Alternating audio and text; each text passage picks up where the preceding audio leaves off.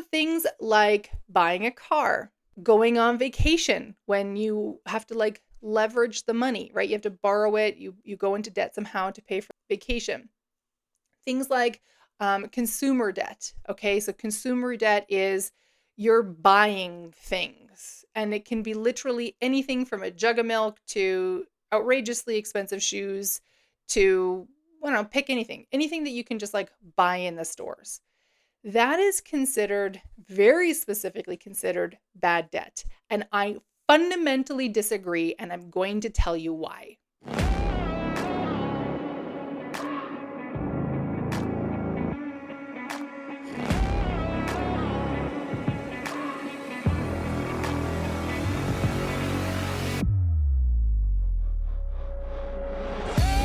Welcome to the Manifesting Millions podcast, where we talk about manifestation, money, and practical guidance to creating your dream reality. My name is Amy Van Meel, and I am an experienced coach and transformation guide, obsessed with helping you get out of your own way and create a life that blows your mind each day you wake up. My goal in this podcast is to share practical manifestation, self-awareness, and growth techniques in real talk conversations. So if you're ready to massively transform your reality, your finances, your relationships, and your overall enjoyment of life, you are in the right place. I am absolutely delighted that you're here with me today, babe. Let's get into it. Good morning, my loves. I realize that you may not be listening to this in the morning. I'm not even actually recording this in the morning, but I am feeling good morning vibes. Hello and welcome back to the Manifesting Millions podcast. If you can't tell, I'm in a pretty good mood, okay? It's like a pretty solid day. I currently have a giant pot of broth on the stove. It's going to smell amazing in the house in like probably 2 hours. Right now it smells like half roasted chicken and hot water, which is not my favorite smell. So I've done enough broth that I'm like, I know, I have faith. It's going to smell better in the house. Everything is going to be fine. So, fun fact, if you didn't know this about me before, I make my own homemade broth. Just very quick side note on that. So there's a billion things that's great about broth, but one of the things that, because I'm not generally someone who's like make everything myself down to like the nitty gritty ingredients, but a few years ago, my husband and his brother actually discovered that they seem to be very sensitive to something called FODMAPs. It's an anagram. I don't know what all the letters stand for, but they're basically like structures to different foods. So like, for example, a tomato is very high in FODMAPs. When we discovered this, one of the big like no foods is onions. And not ironically, it's the wrong word to use that. Oddly, onions really impact me even more than they impact my husband. And like one of the base things for every broth that you can ever find anywhere is onions. So I found a recipe, canceled out the onions, canceled out the celery, reduced the carrots. Celery is high in FODMAPs. Carrots are high in sugar. My husband reacts to sugar. And like now I keep a steady stock of homemade broth in the freezer. When I make a pot, it probably makes about 7 or 8 pickle jars. I use pickle jars. Shout out to Vlasic Pickles for keeping us stocked in the broth. And I keep them in the freezer. And then I make soup and stuff, and we drink it when we're not feeling well. In fact, it's one of my like number one go-to feel better remedies. And fun fact, I read recently, I think it was in Lisa Mosconi's book, The Menopause Brain. I think that's what it's called. I think it's there that she talked about, I don't remember what the actual like thing in broth is, but there's a thing in broth that actually what it does, this is why broth is super helpful for you when you're not feeling well. It actually slows down the parts of your immune system that are like going to work to like tackle the cold or the flu or the whatever in a way that it sounds odd to be like, but it's slowing it down. Wouldn't that impede them? It has them like stay on site longer, which means it's like really boosting your immune system's ability to tackle what's ever going on, right? So that's pretty cool. So I love that I read that. So we're not here to share broth recipes, although if you want it, reach out to me on the gram, just hit me with a DM and be like, Amy, can I have your broth recipe, please? And I will I'll just literally send you a picture of the recipe because I've got all kinds of handwritten notes on it. And you can give it a try for yourself. It's delicious. What we are here to talk about today. So today's episode is inspired by some time poking around the book. I'm not a fan of Facebook, but every now and again, I have somebody in my life who likes it as a tool. And in trying to find this like group conversation, I found myself on this like friends something that had like posts of people in my life. I don't know. I don't know how to describe it other than that. And someone in my like friend book, I guess. Let's do that. Let someone come up with a different one and let's call it friend book and like add me on. Okay. I think it's a great idea. Anywho, I digress. This person was talking about, bad debt, and I kind of skimmed over the post. I was like, okay, what are they saying? And I fundamentally disagree with the idea of bad debt. And I couldn't not sit down and bring this juicy vibe and like talk about this with you today. So for those of you on the Wealthy as Fuck waitlist, depending on what time you're listening to this episode, you will have received your priority access invite already today to enroll in the Wealthy as Fuck program. You'll see that like the link has the $350 savings. You're very welcome. And basically you can get enrolled into Wealthy as Fuck today, and general access starts on Friday. So for those of you who aren't on the wait list, why aren't you on the wait list? Get your buns on there. But for those of you who aren't on the wait list, you'll get access on Friday. There is no savings. That's part of the jam of being on the wait list, but I promise you it is so worth the investment. And because Wealthy as Fuck is opening up very shortly, or like already open for some of you listening, I had to bring this topic to the podcast today. I had a different idea in mind, and then Universe was like, no, babe, you need to talk about this. I'm like, I got you. I'm here for it. So let's talk about sort of the general, how do I explain this? Like viewpoint, I guess, about, we'll talk debt in general, and then we'll talk about bad debt specifically. So bad debt is seen as debt that isn't an asset, and doesn't like accrue value in some way. Now, something that confused me when I was in my 20s is that student loan debt is not necessarily bad debt. I had grown up with this idea that all debt was bad debt. And I don't remember who it was that highlighted this for me, but they basically said your student loan debt is you generally, most of the time, getting an education, right? And an education is never wasted. Even if you take, like there's the common line of like, an arts degree is a total waste or whatever. No matter what you study, and even if you don't actually do work in the field that you studied, a degree is never wasted. I had a friend who did, I think, 3 years of university before I started university, and she changed her course of study every year. And then when I started, so the way my university was structured, we had like a year of sort of general studies, and then we went into our chosen focus year. So the same year that I enrolled into architecture to focus on interior design, she did as well. So she already had 4 years of university under her belt. And lots of people could say, wow, that was a total waste of time. but she learned a tremendous amount in those years. And that knowledge can't ever be taken away from her.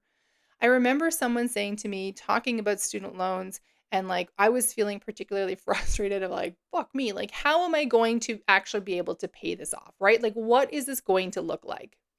Hey, babe, I had to just quickly pop into this podcast episode and let you know that this episode is sponsored by my transformational money program. You may have heard me talk about it before, but I wanted to let you know that the waitlist is now open. And the next enrollment period, there will only be 2 this year. So you will only have 2 chances to get your buns into this absolutely amazing experience where we completely revolutionize your experience with money, your knowledge with money, and I show you how you can easily shift over time to create this absolutely amazing, wealthy AF life and reality with money. The doors are opening March 7th, so mark your calendars. But in the meantime, to make sure that you don't miss a moment of it, get your buns on the waitlist by going to amyvanmeel.com/money. And this friend of mine said to me, Amy, even if for whatever reason you can't pay off your student loans, even if somehow you default on them or you have to declare bankruptcy or like whatever, pick a worst case scenario that's in your mind, you'll never lose the education. So all that to say that like student loan debt is not bad debt.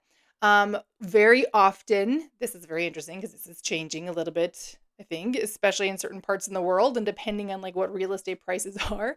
Very often we are taught that real estate is considered an asset and therefore is also not bad debt. Okay, it's something that in general accrues in value. Where they do use examples of like, hey, this is bad debt.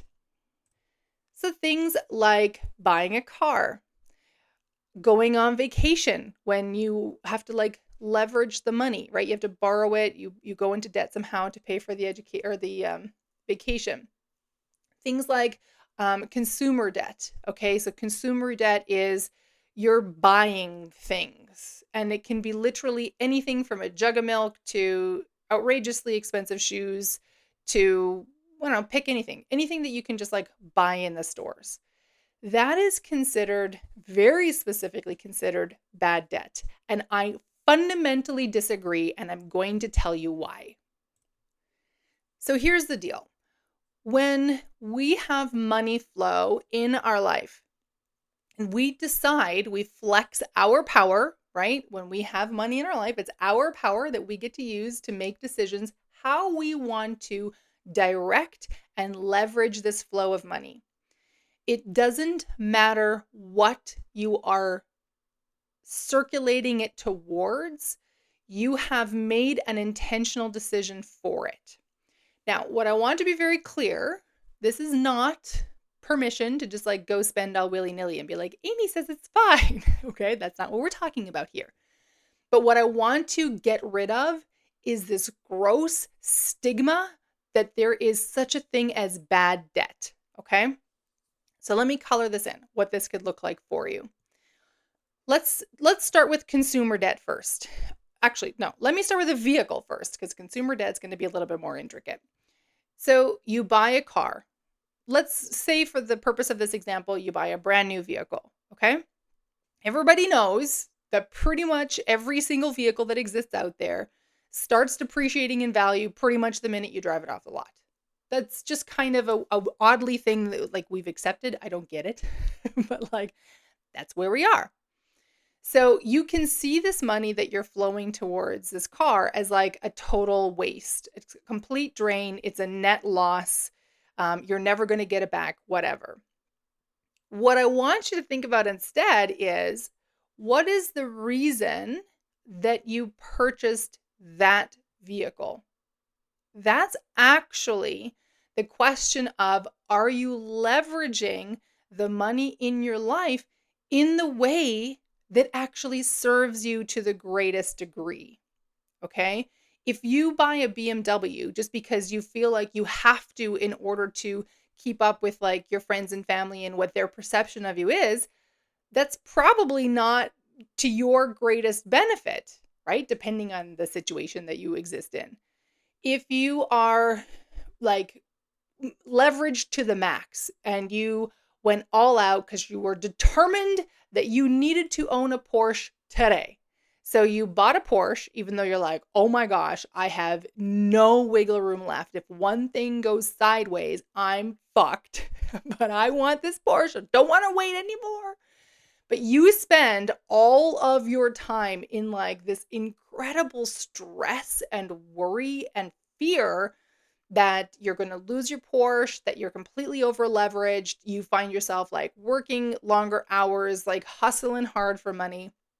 That isn't to your greater benefit, right? It just isn't. It's easy to see. That's a situation where some delayed satisfaction would be super useful for you, okay? Or like find different ways to make something like that happen. Maybe instead of buying the Porsche vehicle, you buy a Porsche jacket. I don't know. Like you can play with it a little bit. On the other side, when I own a Subaru Forester. My husband and I were trying to figure out how long I had it the other day, and I think it's been a little over 3 years. We kind of like, okay, it's like 73,000 kilometers. It's probably been about 3 years. It's just sort of integrated into our life, and we love it.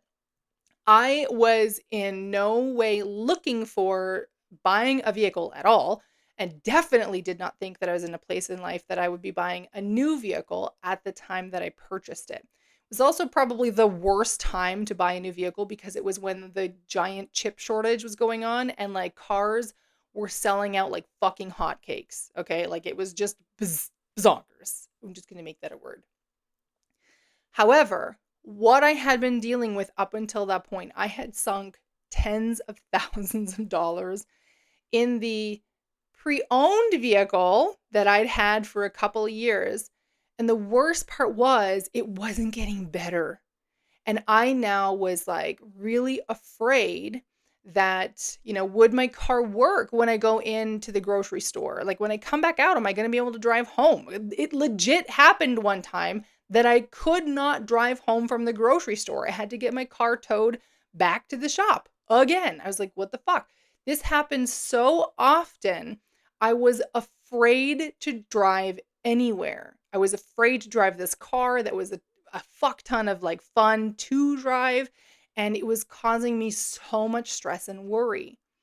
And when I finally made the decision that this cost, sure, the car is like the payments are less, and there's this sense of, well, I've already put all this money in, right? That fallacy of sunk cost. I'd already put this money in and I should keep it until it's paid off and then get something new. But when I finally realized, oh my gosh, this feels like an abusive relationship to me, it became actually very easy to find something different. And like, let me tell you, when the universe moves big.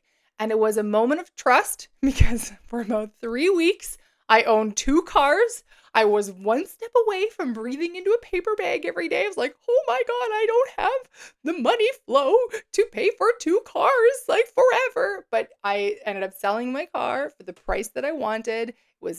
It ended up being effortless, but it wasn't necessarily effortless in the way. And I just had to hold on to faith all the way through that it would happen. What I want to highlight is that purchasing this new vehicle, it actually got rid of a huge amount of stress and worry and fear and struggle in my life. And I talked about this with Jess Sudine on the podcast a few weeks before. And she said too, when it comes to vehicles, you can pay for peace of mind. That price, okay, that money that is being leveraged to go into paying for this vehicle, that is not bad debt. I've had this car for, if we figured out correctly, like more than 3 years. And for more than 3 years, I have not been stressed out, been freaking out, been afraid to like get in my car. I love having people in it. I love to drive, and I love to drive people like around and have family come with me. They enjoy being in the car. It's easy for everybody to like ride in. That is huge. That is something that I cannot put a price on. Okay, let's tackle consumer debt, okay? When it comes to consumer debt, and essentially what we want to see consumer debt is this think racked up credit cards where you've just bought a lot of things. And now you're like in a situation where you need to try to pay it all off. Okay, that's sort of the broad strokes of consumer debt. It is seen as a very poor way to spend money and to use something like the tool of a credit card.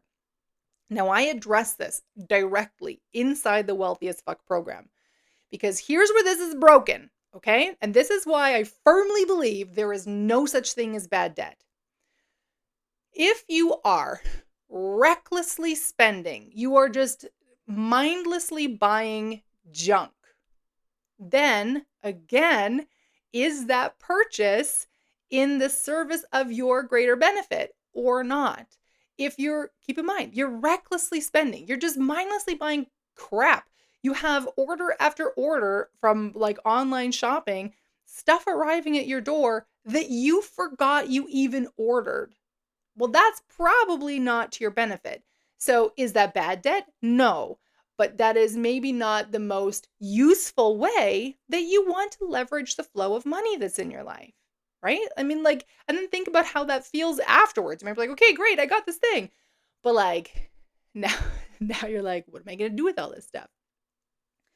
On the other hand, there has been many times in my life where I have had to, let me say that differently, where I have chosen to leverage the financial tools available to me in order to keep going, in order to grow a business, in order to go see my family, like all kinds of things. When I was in university, I was broke as fuck. And like, I could barely afford to buy groceries. There was like a straight up time in my life where I could not afford a jug of milk. It was a very defining moment because I'm like, well, I guess I get paid in 2 weeks and maybe by then I'll be able to afford some milk. I would eat whatever was left in my cupboards. It was a very unexciting week and a half, right? Waiting for my paycheck to come in. And there wasn't any further money that I could leverage. Okay. It was leveraged to the hilt. My degree cost me a shit ton of money. So, however, it's super easy, and this is what we are taught. It is super easy for us to look at that and say, oh my gosh, I'm completely overspending. I'm really bad with money. I have all of this bad debt. I have all of this like crap, and it's going to take me forever to pay off. And let me just say, if you don't feed yourself, you dead. So with that in mind, is leveraging a tool, allowing your future self to take care of you for a little bit, be like, boo, I got you. Is that worth it? Would you consider that a bad investment? Would you consider your survival a bad investment, right? Like it's when you start to think about it like that, you're like, no, Amy, that's silly. Like, of course I need to eat. Again, this is where you want to practice your discernment. If you are really like right on the ropes in terms of your finances, maybe you're not going out for dinner to a restaurant, right? Where you're spending 20, 30, 40 bucks on a meal and a beer. And instead you could use, $40 worth of groceries, which could feed you for 3 or 4 days, right? And this is where it's really important that we use the art of discernment. It's so, so, so powerful. So I don't believe for a hot minute there is something called bad debt. It doesn't exist. It's not a thing.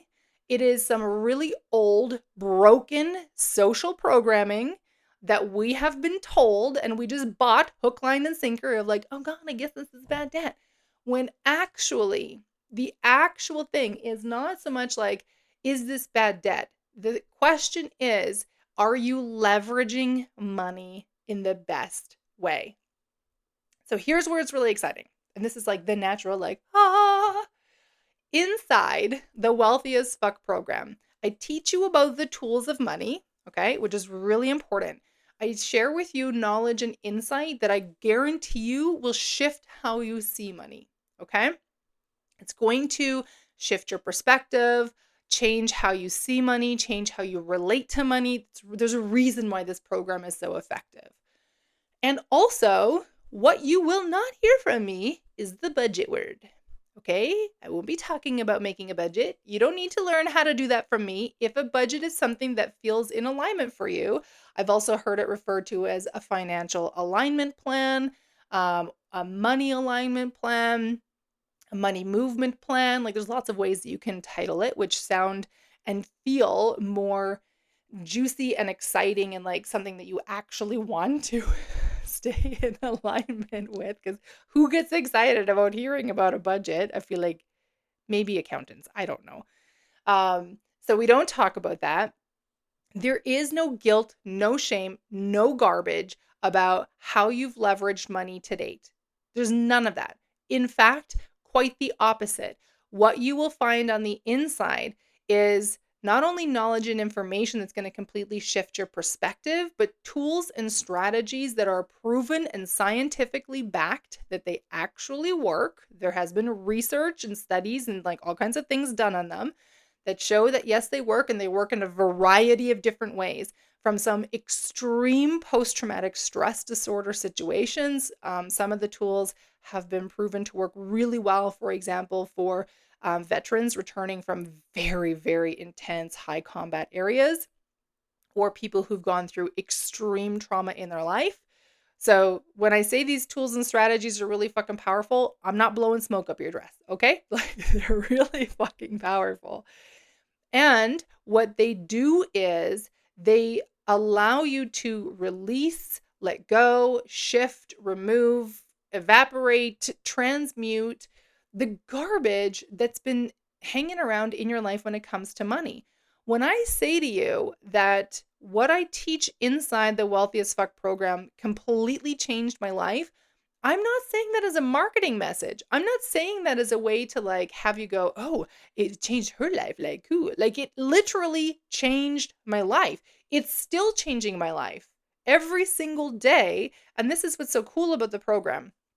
I made this decision a long time ago before I even started writing the program, that if and when I was ever to teach a program about money, and I was like, I don't know who I am, thinks that I can teach a program about money. But way back then, I decided that if and when I did, I was going to make sure that it had lifetime access, and I was going to keep updating and upgrading the program with what I've learned, what the new tools, new strategies, new insights, new awarenesses, because there's new awareness and realizations cracking open for me all of the time. It's amazing. The universe always has my back. I fucking love it. I'm here for it. I promised myself that I would share that knowledge. I would share that insight, because I fucking refuse, flat out refuse, to prevent someone else from expanding through my learned knowledge. I don't want to like hold you over the barrel and be like, if you want the latest thing, now you gotta pay more again. Like, no, okay? So it is a living, breathing program. It already has some fucking amazing core content. If I do say so myself, there are 7 core modules inside the building. Sorry, it used to be Building Vampires. Now it is Wealthy as Fuck. So inside you'll find the 7 core modules. And that's where we talk about specifically like money. We talk about the subconscious mind. We talk about belief shifting and like completely changing your beliefs. It's juicy, okay? Like literally just the 7 modules alone. If you touched nothing else in there, you would, completely transform your life, okay?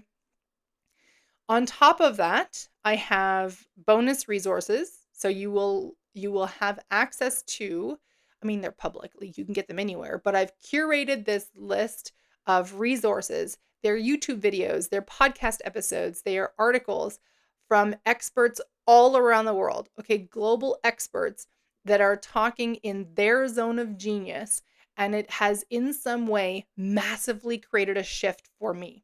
So that's included in one of the, in the resources section. And then, and here's where it gets juicy. And then there is the bonus modules section. So there are 2 bonus modules that are ready and should be in your portal by the time you're hearing this podcast episode. The first one we talk about, how did I title it? The Confidence Manifesto, I think. So it's a module about confidence because specifically for women, when it comes to talking about money, when it comes to making money moves, when it comes to things like asking for a raise, going for a promotion, talking to the bank, fucking calling the credit card company, we I hate it and it drives me nuts every time, but we are treated differently. We are often talked down to.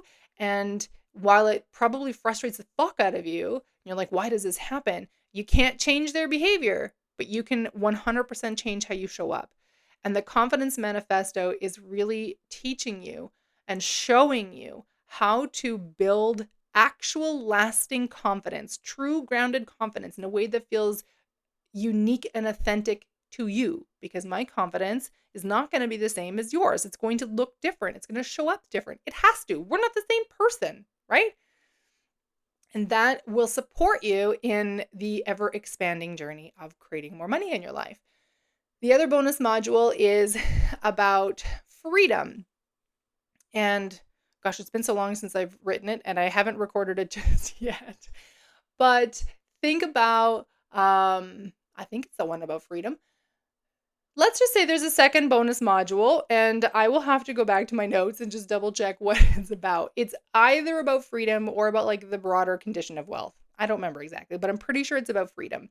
And the reason for that is that very often we want to create more money in our life so that we can actually create more freedom in our life, right? We need some security, financial security, in order to, yes, of course, like do the fun things, go on vacations and like maybe do a shopping spree or whatever. And also, we need money in our life in order to be able to like, hello, feed ourselves, put a roof over our head, buy that Porsche that you've been waiting for forever, whatever it is. So I talk about freedom because it's this much bigger element, and very, very often when people talk about why they want more money in their life, it's because they want more freedom in their life. But I think the problem is we have this broken sense of like what that freedom actually means for us. And so I talk about that in the bonus module. Now, here's the extra juicy, super fun thing. I discovered actually, there's two ways that I discovered it. One, I discovered that the platform that I use, which is Kajabi, that I use to host all of the learning materials, also has this super fun thing called a private podcast feed. So I'm in the process of re-recording the entire program into audio-only format. And when you buy the Wealthy as Fuck program, when you make that investment, you get access to both the Kajabi portal, which is like videos and like text on the screen, if that's how you learn best. And you also get access to the private podcast feed, which means that I'll send you instructions for how to set it up. But you can basically add the program into, for example, I have an Apple phone, and I have a number of programs that have something like this. And so it all goes onto Apple Podcasts. It also goes onto Spotify, but between you and me, I almost can never find it. So I'm like, fuck it. I'll put it on Apple Podcasts because I know exactly where it is. There's like probably 2 or 3 private podcast feeds that exist in my Spotify that I'm like, I don't know where you went. I know I did the things to find it in here. So if you're trying to put it on Spotify and you're like, Amy, help, I don't know how to fix it, I'm probably not your girl, okay? But anyway, the point is it's now all going to be on the private podcast feed. So you can just listen to it on the go, much like you're listening to me right now. Yay. And here's the second part of why that's so juicy. One of the things that's been on my heart, especially like the last, I'm going to say 3 months or so, which is why I started digging into this private podcast option. One of the things that's been on my heart is to actually just have, I love how Amanda Frances talks about it, where she riffs on things. So I think I decided this while I was in for my run earlier this morning. I think I'm going to have a section just titled riffs. And inside there is just going to be audios that channel through, that feel aligned for me to record for you. That's going to be me talking about any variety of things that relates to the core focus of the Wealthy as Fuck program. And that is just going to keep updating and growing until, oops, I just knocked my microphone, until the point that like, I feel like it's done, right? And that may never happen, So Who knows? Never say never. We don't know what's going to happen in the future. So all of that is included, all of it. Everything is just, you don't have to pay extra for it. You don't have to pay again for it. You don't need to have like, I need this special blah, blah, blah, blah, blah, and it's behind another payment portal. No, you pay one time. You pay your enrollment investment. That's it. You get full access to the Wealthy as Fuck program, lifetime access to the Wealthy as Fuck program, and all of the like updates that happen from now until Wealthy as Fuck doesn't exist anymore. You will get all of that. Okay. The other thing that's very cool about this particular launch window, so as I mentioned, those of you on the wait list got priority access or are getting it. So check your email if you're hearing this on Wednesday or Thursday. And also the $350 savings. Okay, very cool.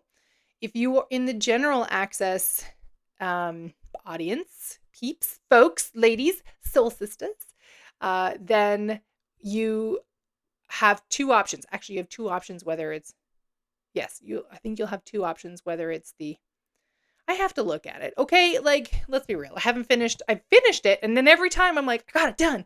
I'm like, oh shit, there's one more thing. So what I've set up is there's a pay in full option.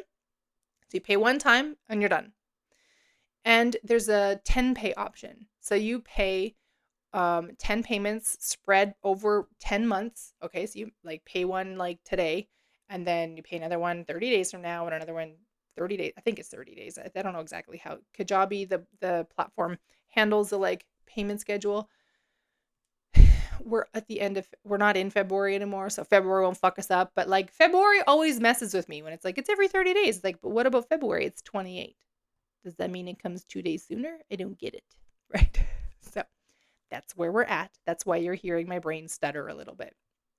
Anywho, coming back to it, you have the option for pay in full or a 10 pay thing. Now, here's what's very exciting. How do I say this? Okay. Something that has driven me fucking crazy for probably my entire adult life, possibly longer, right? Might have been before I became an adult. I don't actually know exactly. Is that when you opt to leverage the resource of time and spread payments over time, you are then dinged for doing so. You are charged more for doing so. I don't like it. To me, it feels like a magnifying of what I will call privilege for folks who either readily have the cash in hand to do those pay in full situations, or now feel scarcity motivated in order to, they basically over leverage themselves to hit a pay in full option because they want the gift, they want the savings, they want the whatever it is, right? This is a program about money. And I don't fuck around with money. I'm very clear about it. I don't want to fuck around with your money in any way, shape, or form. And I also don't feel that it is in alignment for me to charge more when someone chooses to pay over time. You get all the same things that someone in a pay in full situation gets. Now, here's the caveat, okay? I promise you that, like, if you're listening to me, you're not one of these shysters, but here is the caveat. If you become one of those people or someone that you know is like, ooh, I can do 10 pay and then I'll get full access to the program and I'll go through it all and then I'll cancel it in like 2 payments and then yay, I got it for like 80% off. Karma has a way of knowing about the shit that you do, okay? So here's the deal, and I say this on the sales page very, very clearly. If you fuck around in that way and you find a way to not honor and respect the 10 payments, I don't have to do anything because the universe is reading your fucking energy. If you put that shit out there, then don't come crying to me when you're like, Amy, I seem to always be behind. I seem to always have like random weird shit happen. People treat me badly. They fuck me over. I don't get this. I don't get that. It's because of what you're putting out in the world. Okay, babe? So I am expecting that for folks who choose the 10 pay option, and I'm delighted if you do, please do. It's there. It's there for you to use it and to leverage it. Of course, it's great. I've had people say like, yeah, but Amy, you don't get the money up front. I'm like, no, but I get paid for 10 months straight. That sounds pretty good to me, right? Like I'm getting paid no matter what. It's not like I'm giving the content away for free. If though, and it said very clearly, if you do cancel or miss a payment, then you are immediately like removed from the program and all bonuses. So that's just going to happen. Know that. More importantly, and perhaps at some point in my life, I'll have a like legal team that's like, Amy, don't say that shit. But I'm going to just go rogue right now and say this shit. More importantly, if you are someone who pulls stunts like that, then don't be surprised and do not come complaining to me when you notice shit is fucking garbage in your life, because what we put out always returns to us.